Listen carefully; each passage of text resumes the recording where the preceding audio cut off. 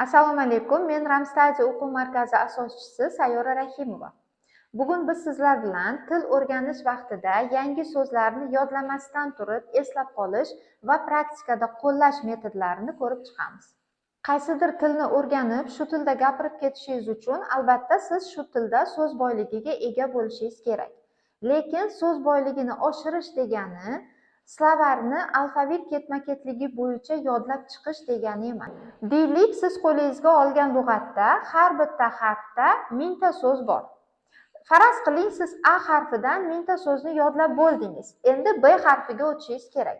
To siz B harfidagi mingta so'zni yodlab chiqgunizcha A harfida yodlagan so'zlaringiz tabiiyki esingizdan chiqib ketadi.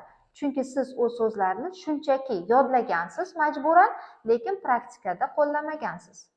Demak, faqat bir harfli yoki bir yo'nalishga oid bo'lgan so'zlarni yodlamasdan, darsni o'zida uchragan har bitta notanish so'zni yozib olib, shu so'zlardan iborat bo'lgan qisqa so'z birikmalarini yoki qisqacha gaplarni ustoz yordamida tuzib, so'zlarni darsni o'zidayoq eslab qolishimiz kerak bo'ladi. Bu metod orqali siz yangi so'zlarni faqatgina lug'atdagi to'g'ridan-to'g'ri ma'nosini bilib olmasdan, balkim uning ko'chma ma'nolarini, qayerda qanaqa ishlatilishini ham ustoz yordamida bilib olishingiz oson bo'ladi.